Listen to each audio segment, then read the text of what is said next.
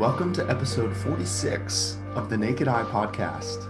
This is Nathan Oxenfeld coming to you today in November 2020. And wow, it has been quite a ride since we released our documentary last month called Vision 2020 From Eyesight to Insight. You may have seen that we had a big event, the Holistic Vision Summit, on October 8th, which ended with the premiere of our movie that we've been working on over the past year and a half. So glad so many people have already gotten to see it and really appreciate all the feedback we've gotten so far. If you haven't seen it yet, you can still see it at vision2020movie.com. It's for rent or for purchase. But I imagine we'll also be doing another free screening sometime before the end of the year. So keep your eyes peeled for some event coming up maybe in December. And there's still a few things we're working on with the movie in terms of adding subtitles and translating it into different languages, and possibly even getting it up on some more streaming services to make it more available as well. But for now, the best place to go is vision2020movie.com. And in addition to just all the amazing things that have happened from putting this movie out, one of the interesting side benefits is that it's helped create some new connections and help with networking within the natural vision world. And one example of this is how I met today's guest, Dr. Ainhoa de Federico. When we were in the process of editing the film, I received an email from Ainhoa saying that she had found out about the project through one of our mutual colleagues, and she was interested in getting involved. Now, we had already done our filming, so we unfortunately weren't able to get her in the film to do an interview with her. But since she reached out to me and made this connection, I felt really called to loop her in and get her involved. So I invited her to be a speaker at our Vision conference this year, which also happened last month, all virtual this time as opposed to being in person, which actually made it easier for people like Ainhoa to participate and attend because she's based in Europe. So I got this email from her last year saying that she's a professor in sociology at the University of Toulouse in France, and that she's also a natural vision trainer, and that she's in the process of conducting research about natural vision improvement at the university.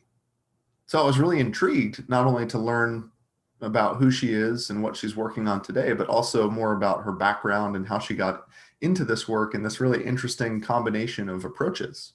So getting to attend her talk at the Vision Teachers Conference last month was really my first experience to really get to know her on that level and really get a sense of her background and her story and really her specialties in this work. And I love how she takes this psychosomatic approach to natural vision improvement, some of which is based on Martin Brofman's work and others who are talking about the connection of certain personality types or even certain attributes of ourselves and even certain emotions that are connected with physical vision problems. So she gets into that a little bit in our talk today about, what are these specific emotions and feelings and personality traits associated with presbyopia, for example, and how she could change the personality and the emotion as a way to change the vision as well. And in addition to the research that she's conducting at the university in France, Ainhoa is also embarking on this amazing project called the Visionary Children's Project. So shortly after our interview, she flew to Oaxaca, Mexico to begin this amazing new endeavor that involves sharing natural vision improvement with underprivileged communities or communities in poverty or that can't access traditional eye care. And as opposed to just like shipping glasses down there, she's actually going down there to empower these children and parents and teachers how to take control of vision problems in a more natural way and learning simple relaxation-based techniques that aren't just going to be a quick fix or a little band-aid like glasses that cover up the symptoms, and then you just need stronger glasses, and then what?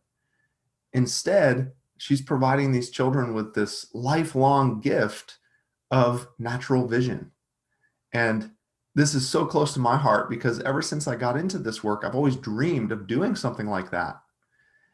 And I actually was already in communication with one of my students in Mexico, in a different part of Mexico, more over by Guadalajara, about maybe me going down there and sharing some of this stuff with some schools down there. But that was right before coronavirus, and that kind of got halted.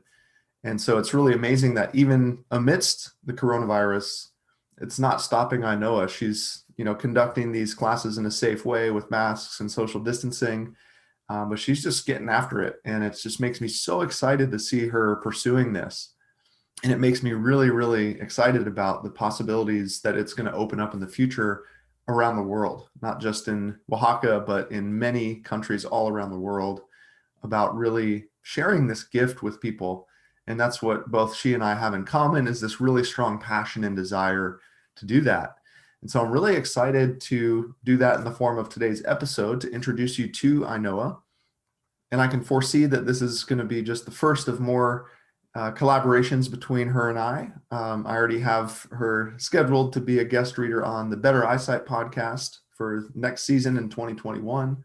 And she also got me involved in her upcoming Natural Vision Forum.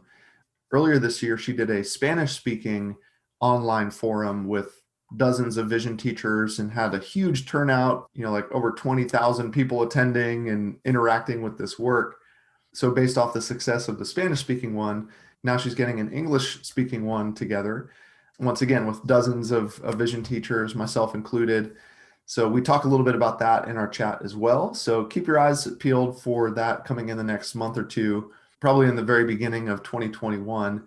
And since I'm on the panel, I'll be promoting it and letting you know more about it as we get closer to that time. Before I hand you over to Ainhoa, I do want to let you know about two upcoming things that I'm offering in December and January. In December, I'm leading a 5-day vision transformation. Earlier this year, I did a 2-day virtual vision retreat in May, and it was really successful. People were getting some profound changes in just 2 days. And so I'm really excited to more than double that and do a 5-day virtual retreat, except it's going to be a little bit less meeting time each day. The 2-day one was a little bit much crammed into just 2 days.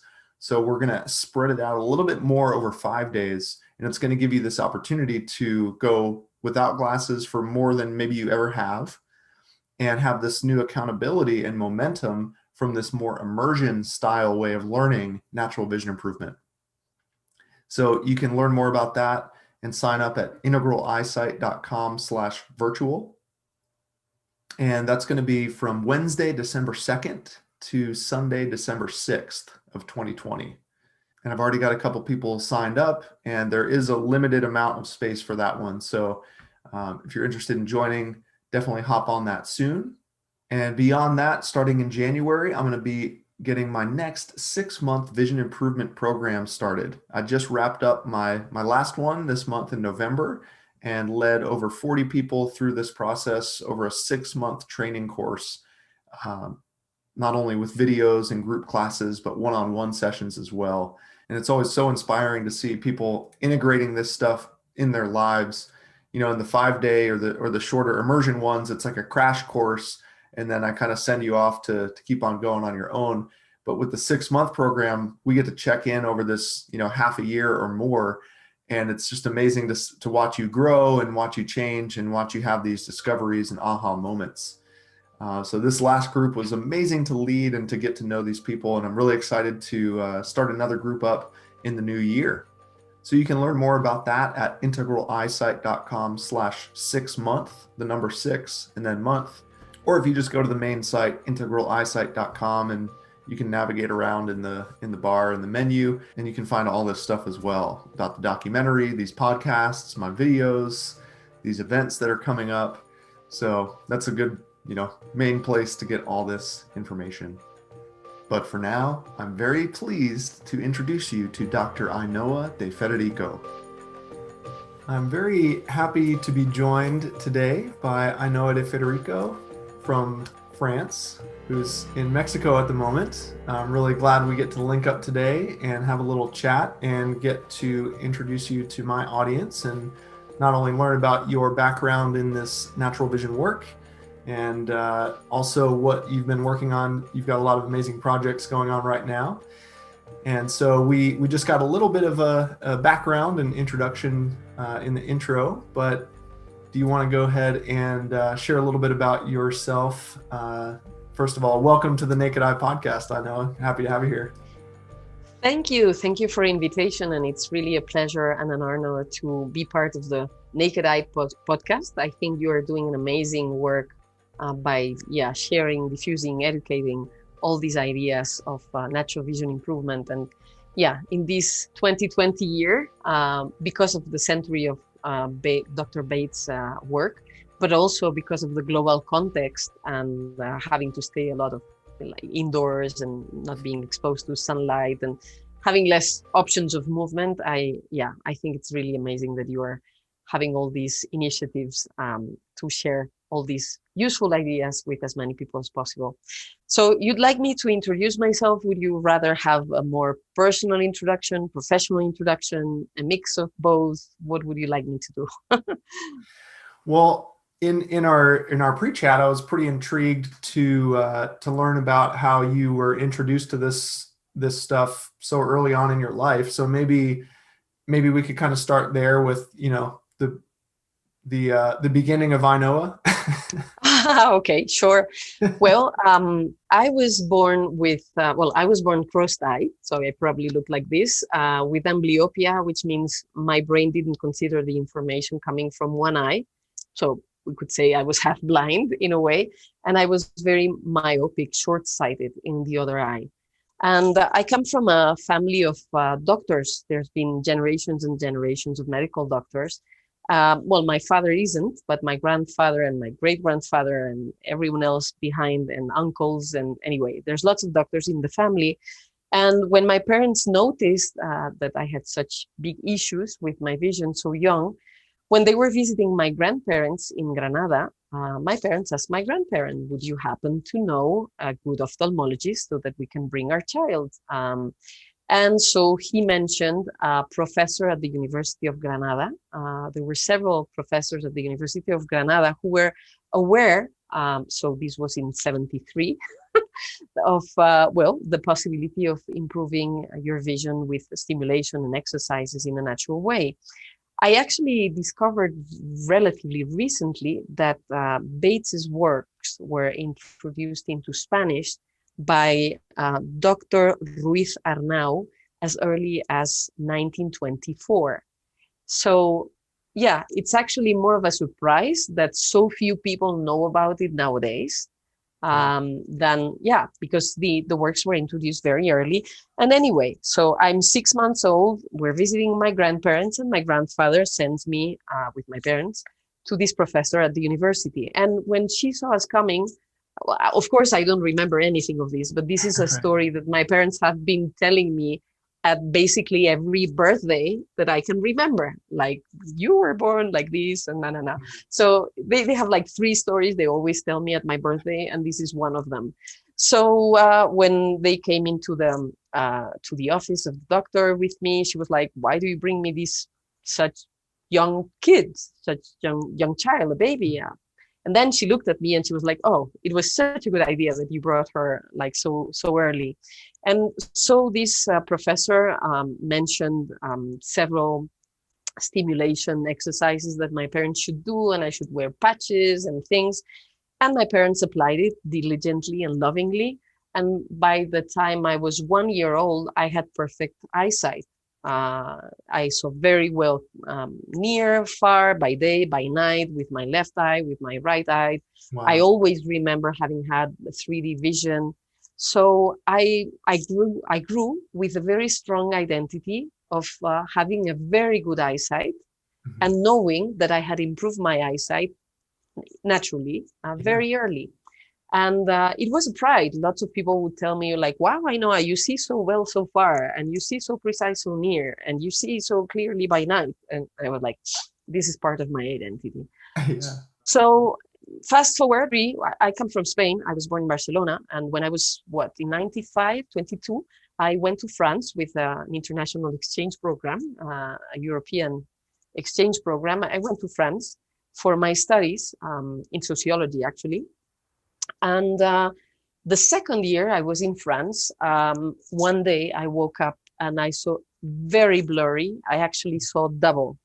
And I panicked. I literally panicked. The day before I had perfect sight, and the day after I wasn't able to function. The blur was so big that I was afraid that I wouldn't, that I would like fall if I would, yeah. I look for my words in English, sorry, anyway, that I wouldn't be able to handle things. So I panicked. I called my mother in Spain. She was like 1,000 kilometers away. And I told her how afraid I was and not seeing clearly. And she was even more panicked than me. And she's like, don't call me. I cannot do anything so far. Call an ophthalmologist. I'm like, of course, this is such a great idea. So I took the yellow pages. So we're really talking about last century or last millennium. Mhm. I took the yellow pages and I started looking for ophthalmologists, called one after the other until someone had an appointment that they could give immediately to me, which really was a very bad idea. Usually when a restaurant is empty, usually it's not a very good restaurant and you should go to the restaurants that are packed with people. Yeah, with a Well, lot. maybe with, exactly. So maybe with other kinds of professionals, that's also a good idea. But I was so panicked and such in a hurry that I was like, whatever, the first person that can take me in, yeah, I'm in. So it was winter. It was very cold. I was given an appointment past 5, so it was already dark. And I went into a building that was very old, lots of marble, very cold, dim light, strange situation. Never been there. I had to wait. The doctor barely even talked to me or looked at me, and so the interaction was not welcoming or warm. Mhm. And so I'm mentioning this because all of these are also conditions that are not favorable for a good natural vision. I didn't know at the time, but it happened to be this way. So I get in front of the doctor when it's my turn and I tell him, I see blurry, I see double. What happened yesterday or the day before? I could see very well. The question goes one ear, goes out the other ear. He's not interested at all in finding the cause of the change. He just sits me into a machine where I can see letters and numbers, and he's changing the lenses, and I'm supposed to tell when I see the best.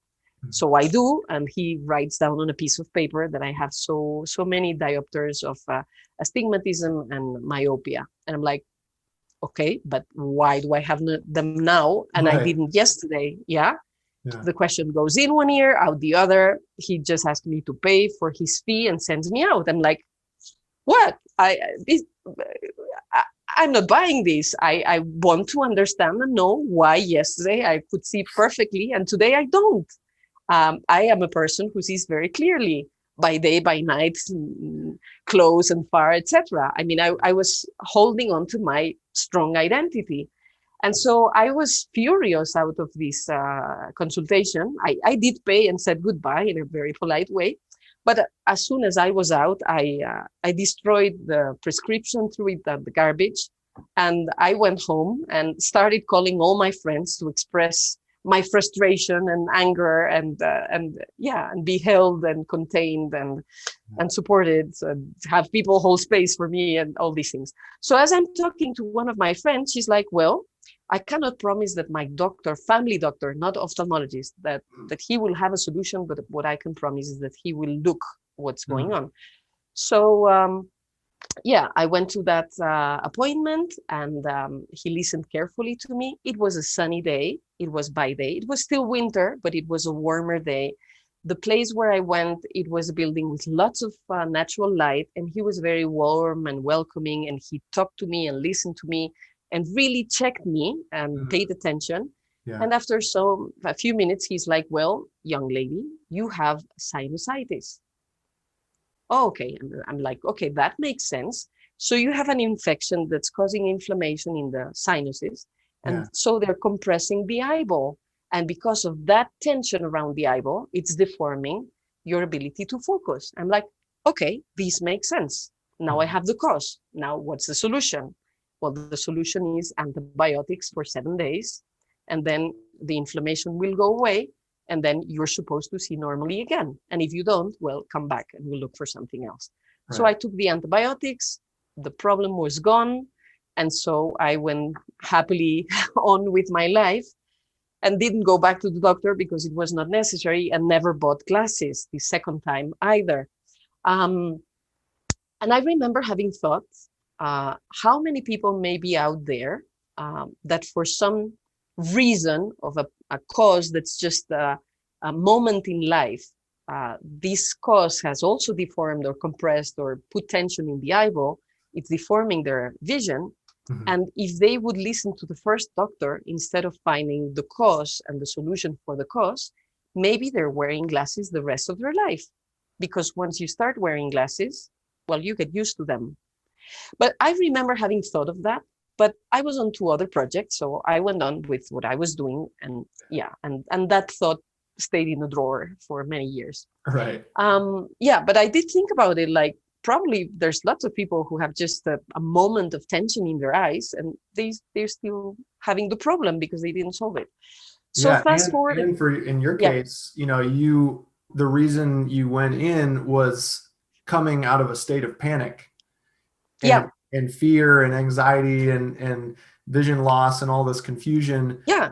People don't always go to the eye doctor, just because they want to, or they're, in a good mood, like, "Oh, I'm gonna go to the eye doctor today." Sometimes it's actually like because of some, issue or change, but Absolutely. And when you take decisions out of fear, usually they're not the most intelligent solutions. And right. I've had the chance, one of being stubborn and wanting to find the cause. Like that was a very important part for me. Yeah. I was already heading into a research career, so finding causes to effects and like this scientific method kind of point of view was important to me. And the other thing that played for me was that I had a very strong identity of being someone who sees clear and knowing almost by birth that it was possible to improve your vision. So yeah, I had some points there that were very helpful for me, and maybe lots of people don't have these like anchor Right. possibilities, right? And So maybe on the other side of that spectrum, you know, my case of my identity was someone who can't see perfectly. Since I had glasses, from a young age, and I had this experience of all this blur in the distance. mhm, It's interesting how we're kind of opposite, because you had that identity of this clear vision, and then you have this vision problem, and you're like, this isn't me. But yeah, for I have me, to it was get like, back to me. yeah, it was like I was identifying with the blur and the vision problem, and then I was introduced to the natural vision and stuff. And at first, it was like, well, that's not me. That there was like a separation between like that version of me with the better vision versus me Huh. with the poor vision, and so kind of a Yeah. different little topic of like the identity aspect. But that's really unique of you to have that strong anchor of like, no, this is, I'm not going to accept this. This isn't who I am. Exactly. And this is a very important point for me. And it's probably one of the ingredients that makes my approach kind of specific. Well, we all have like our own little tips or ideas that are based on our own path. And this is part of the tools that are important to me, playing with the psychological part and identity and how you see yourself and how you see the world. Because for me, it has played a very big role. And in my experience with, in my practice with helping other people see better, I see how useful it is. Maybe it's useful because coming from my experience, I can talk about it in a clear way and make it useful. Maybe this tool won't be as useful in other people's hands, but in mine it is. So it's a strong point and an important part of my approach. Anyway, so if I may fast forward still a few years, so I'm 34 now, and I was already a doctor. I was already a professor at the university in Lille in the north of France, and I was a guest researcher at the Autonomous University of Barcelona. I was born in Barcelona, so I was happy to be back home. And at the time, I was editing a special issue for an international journal on sociology. I was part of the editorial board at the time. And so I had to read lots of articles very quickly to get the reviews and the evaluations and feedback to the authors. So I tended to print them like 2 pages in one, small print, so I could read fast and then, Mm. do the work fast. And I started noticing that I had to put the papers far away from me because I wouldn't see them properly as I used to. Uh-huh. And then when I was in the subway in Barcelona, I couldn't read the names of the stops either. So I was like, okay, third time in my life that I have an issue with my vision. Mhm. But by then, I had had 2 experiences of improving my vision and not wearing glasses or not having surgery.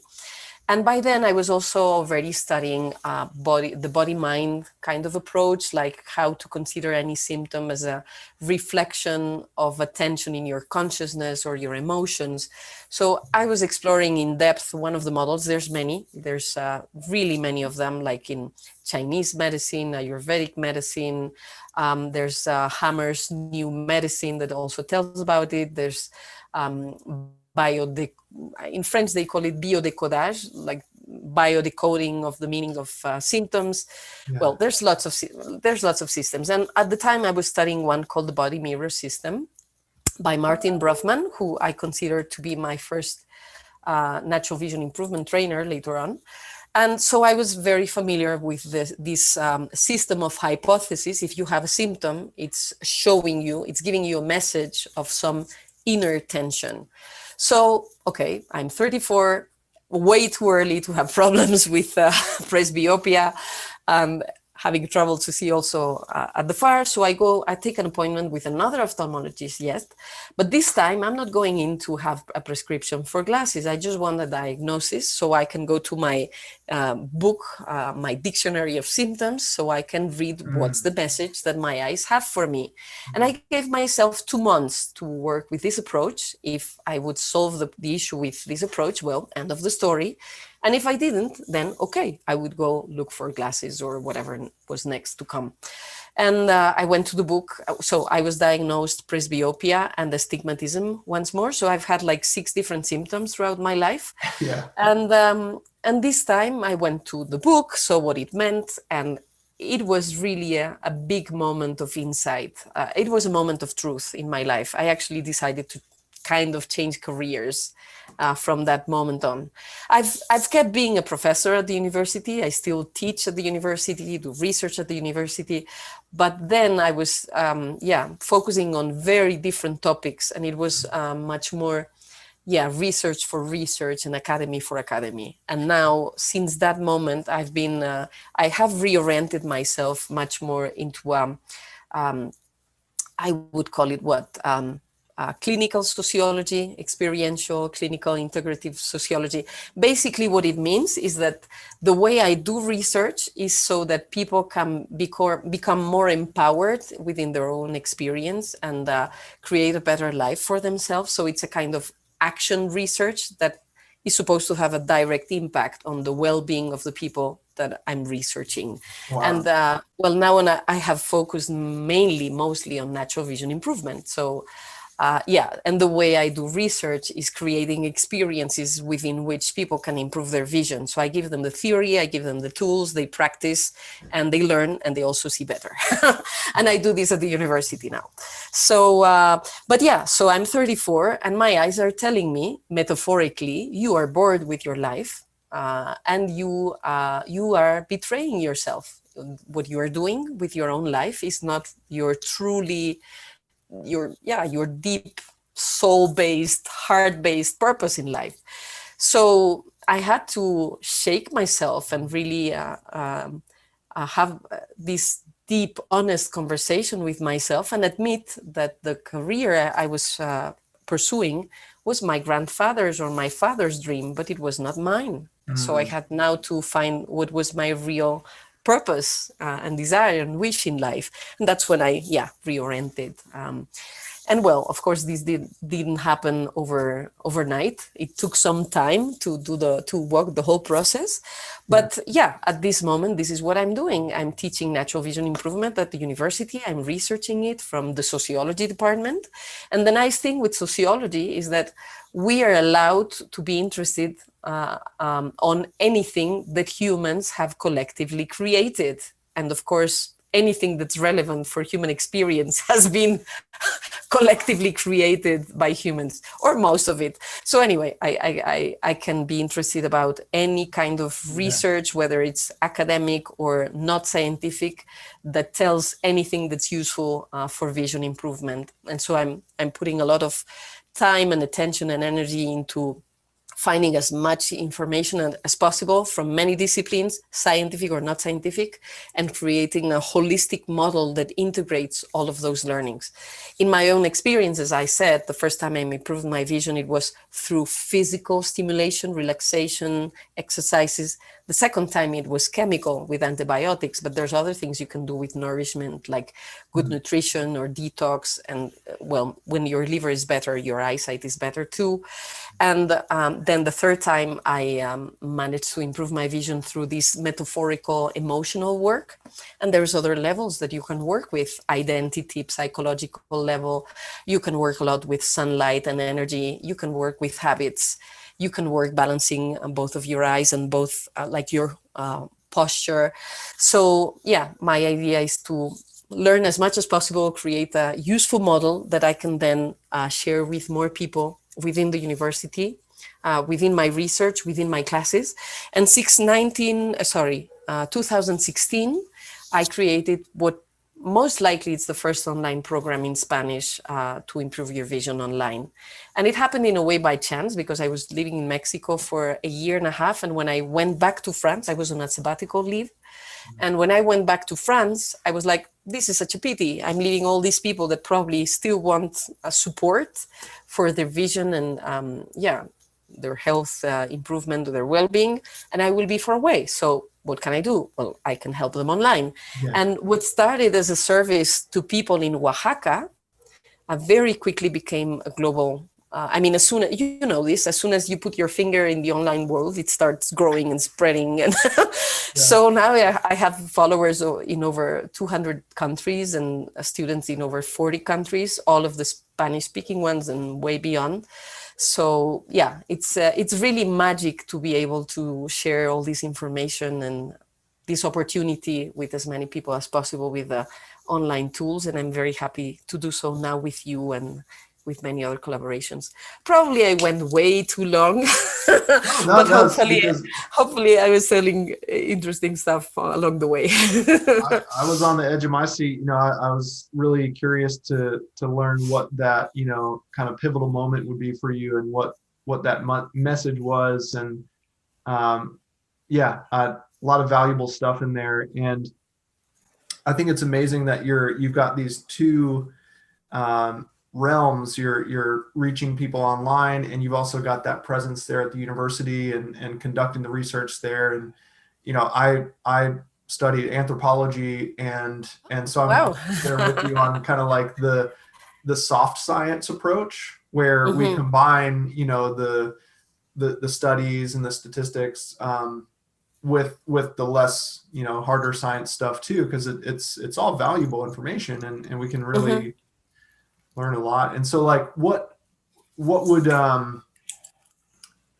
sort of a typical, like, I'm just kind of curious if you could just like share a little bit. Is it like an actual like course that people sign up for at the university? Is it a class? Is it just like an optional like extracurricular thing, or like?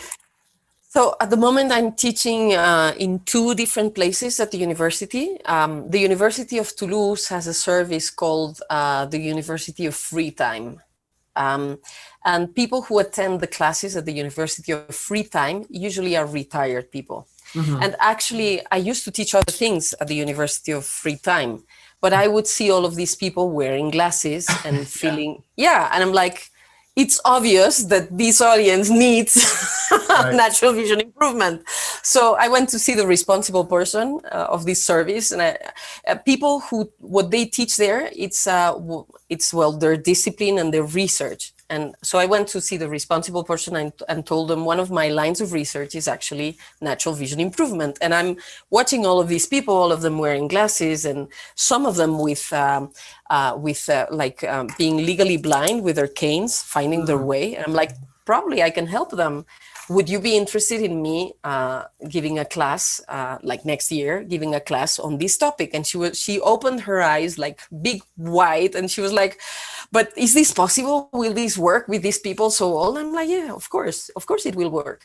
So she was very enthusiastic, and at the same time like wanting to be very careful. Yeah. And she was like, okay, we will start with one class, like small size, and see how it Mhm. goes. And if people are happy and this is successful, then we can see how it proceeds. And so it was such big success from the first moment, like the first sequence, that we had to double the space and double the amount of classes. And to the date, it's one of the most successful classes offered in the University of Free Time in Toulouse. Like they started telling all the other friends, and so now there's always a waiting list. And well, this year because of the pandemic, we couldn't do it. Right. And the coming time, the next time probably is going to be online if we cannot do it Mm. in presence. Yeah, so that was the first space where I started teaching natural vision improvement at the university. I had been doing it already for years, privately and Yeah. then online in Spanish. And so, yeah, I think it was what, in 2017. So it was like very quickly after I started teaching online, I started teaching it at the university as well. And then since, let me not be mistaken, I think it was 2018, at the end of 2018, I was asked to participate as well within a master's degree. There's a master in health education. It's an interdisciplinary master. It depends on the department of sociology, but there's people teaching from anthropology, history, psychology, medicine. And well, the colleague who's responsible directing, the director of this master, at some point in time asked me to teach there. So Yeah. now I'm teaching at the master's level and also in the University of Free Time. So with two very different kind of public. The ones are very young, in their 20s, and the others are in their 60s, 70s, 80s, 90s. Yeah. Yeah. Yeah, and it works at any age, as we have other, as we've been able to talk about in other places and occasions. So, yeah, That's awesome. it's Yeah, that sounds like here in Asheville, they're at the UNC Asheville. They have, it's called Ollie Osher Lifelong Learning Institute. Sounds just like the free mhm, time thing of it's mainly geared for senior citizens who want to keep learning mhm, things and new skills and languages and stuff. mhm, mhm. And and I applied to teach just like you did. I went to the board and I said, hey, I want to teach natural vision improvement, to these people. I feel like it'll help them read better and feel better and all this stuff. Mhm, And instead of it just being one person, it was a board of 4 people, mhm, and 3 out of the 4 did what your person did. They were like, oh my gosh, this is so cool, this is amazing, like mhm. we're so on board with this. The fourth one was a retired MD, and he Mhm. was not having it at all.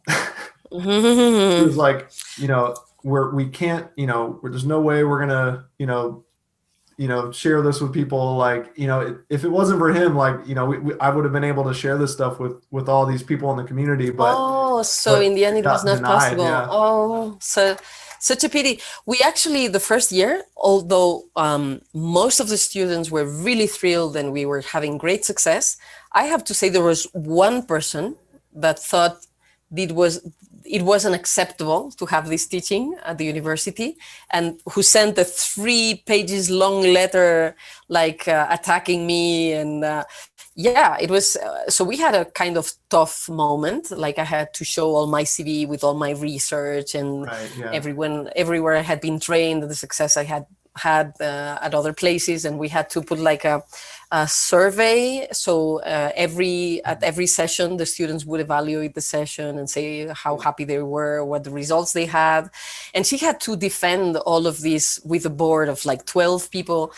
And yeah, but in the end, like everyone was enthusiastic, and it's like we're not going to listen because there's just one person complaining. Everyone else is happy and it's working, so please go ahead and proceed. So we've had like the complimentary experience, you and I, in different ways. Yeah, So yeah. I'm very happy to be able to share this with this kind of public, because it's absolutely amazing to see someone that's, yeah, beyond their 60s, 70s, 80s, 90s. Their health is like sometimes falling apart, and they have like less and less possibilities of doing things and being autonomous in their life. Mhm. And to see their faces and their smiles and their emotion when they're able to read again after so many years they haven't been able to do so, or see the landscape and recognize birds and trees. And well, I get goosebumps when I hear this. It's happened more than once. um, Great grandparents saying, now for the first time I can see the smile of my grandchild and recognize the face and the expression. Yeah, it's something that I find absolutely touching, and it gives completely gives meaning to the work I do, no? Oh my gosh, Well, yeah.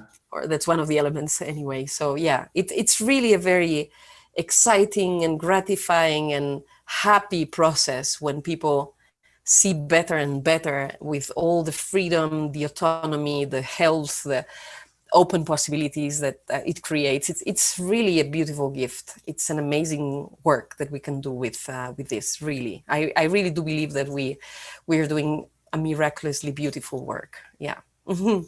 Yeah, I remember the day where my mind shifted and my belief or my understanding shifted of I used to, it was like before and after this point, this pivotal Mhm. point, leading up to that point in my life, my belief was that my eyes and my vision are going to get worse and worse and worse the older I get.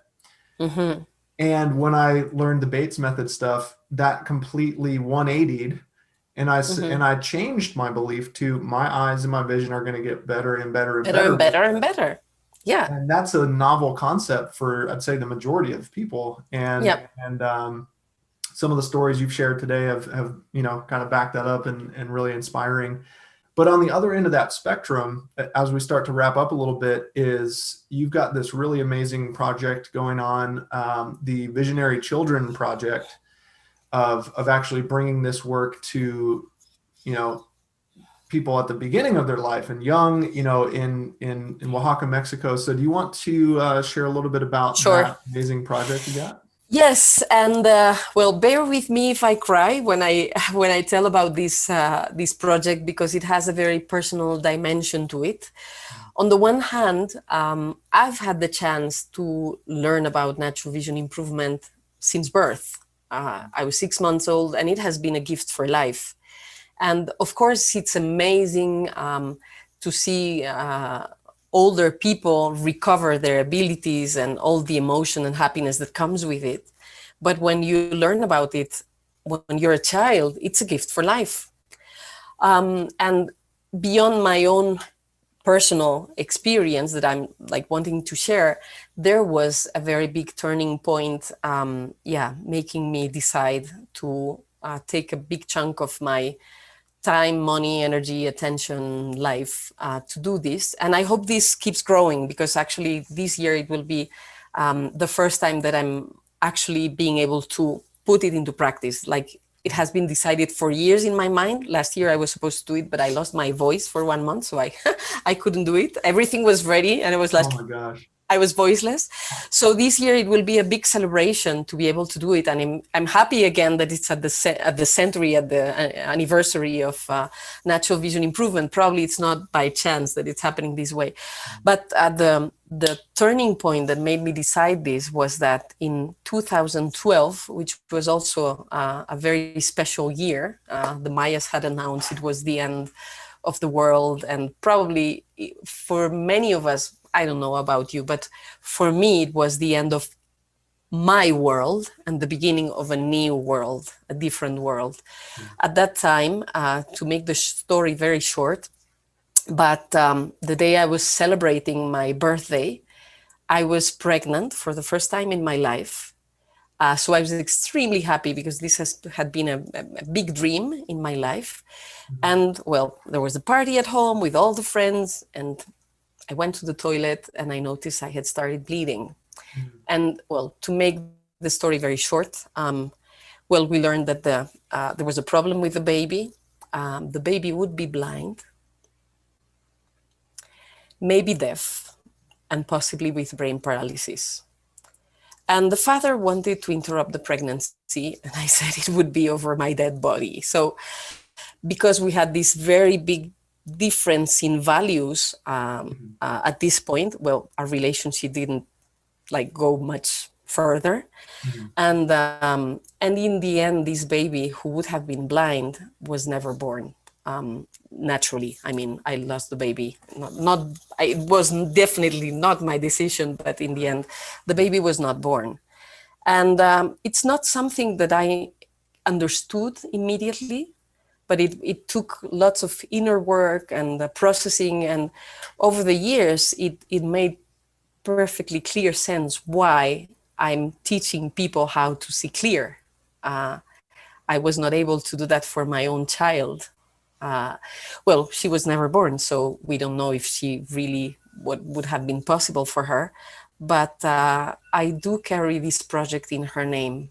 When Mhm. I will go to Oaxaca and teach these kids to see clear with their own eyes, for me, it's a homage for my own child that was never born. And why Oaxaca? Because after I lost my baby, I was a walking dead person for months. Yeah, I, being alive or not being alive was like the same for me at that moment.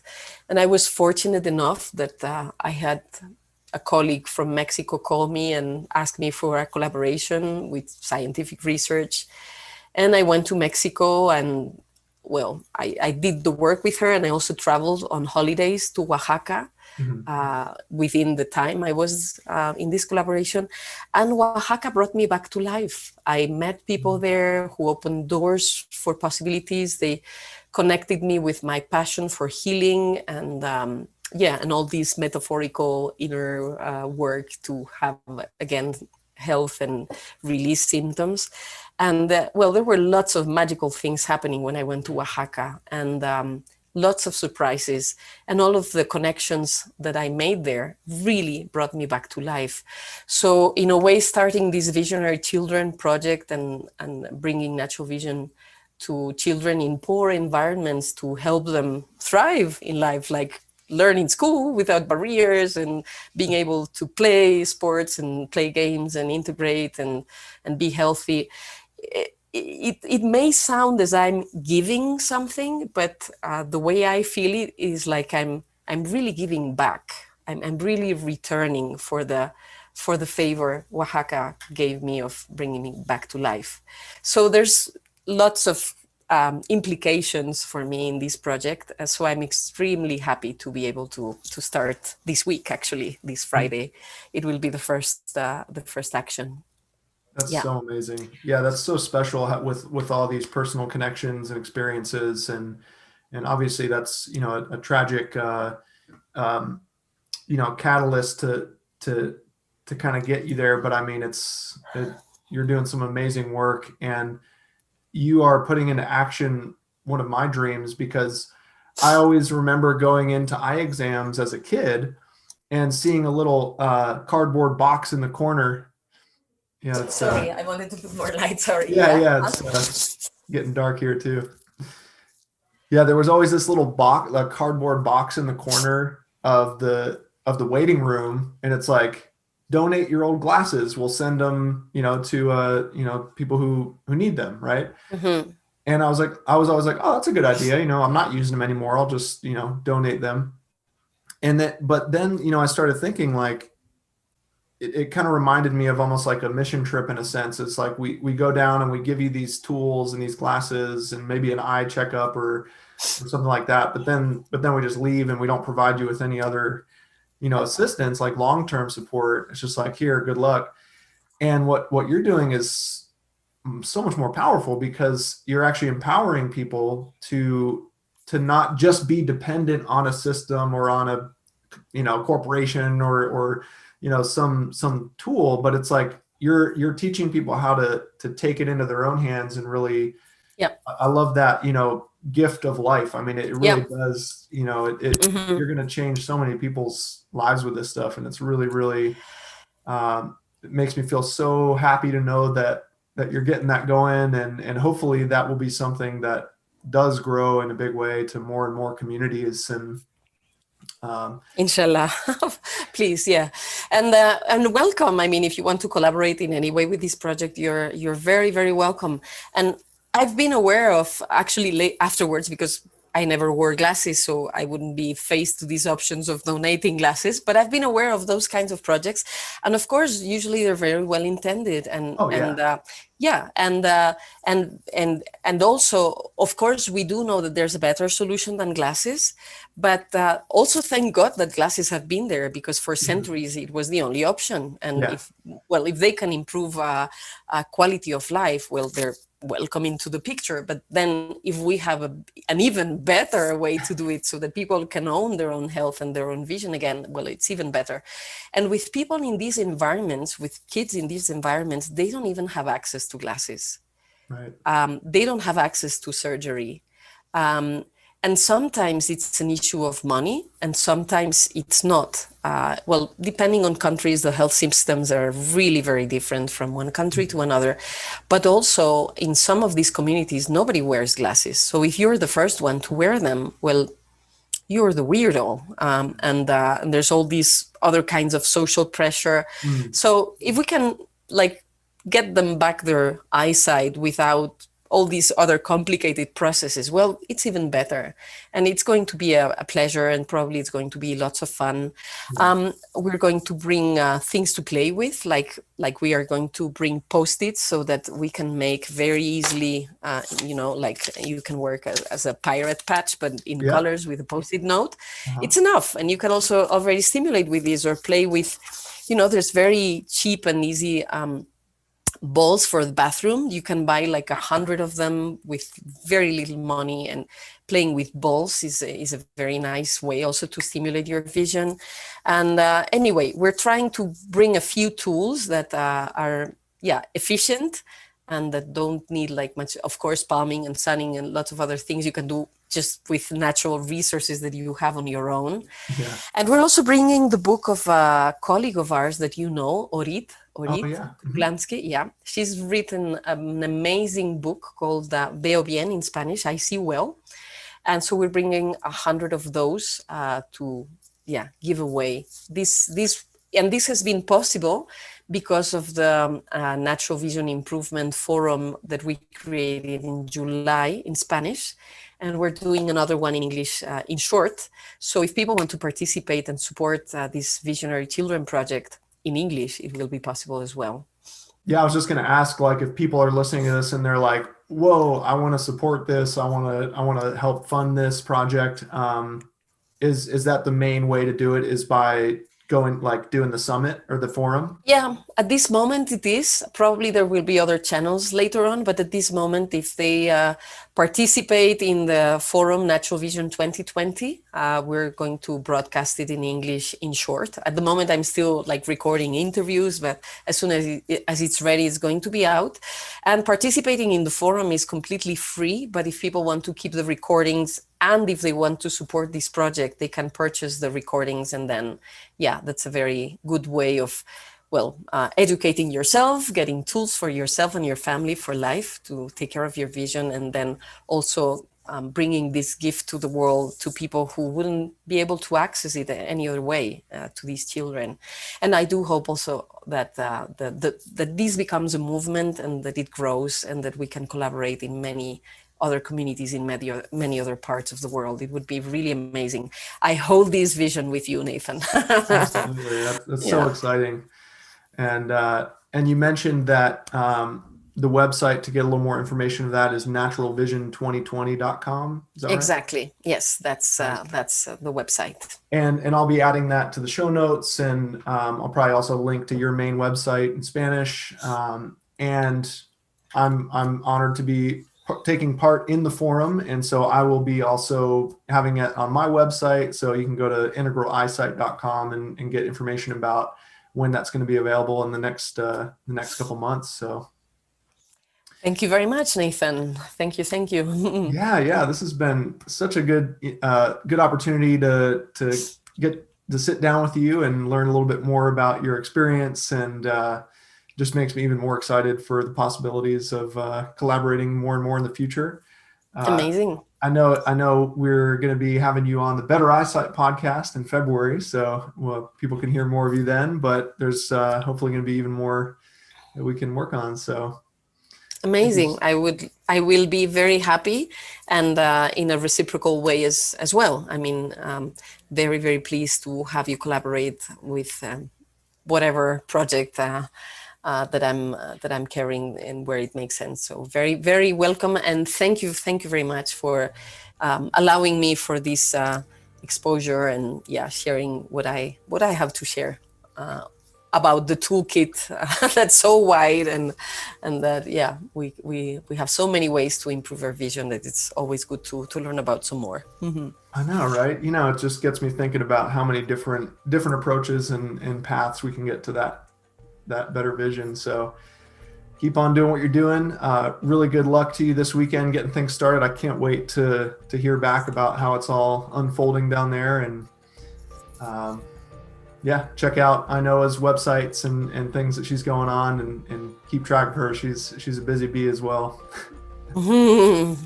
Well, thank you very much. Love to keep talking with you. Maybe we can do so another time with pleasure. And see you soon in a way All or right. another. Thank you so much for being with me today, Ainhoa, and we'll talk again soon.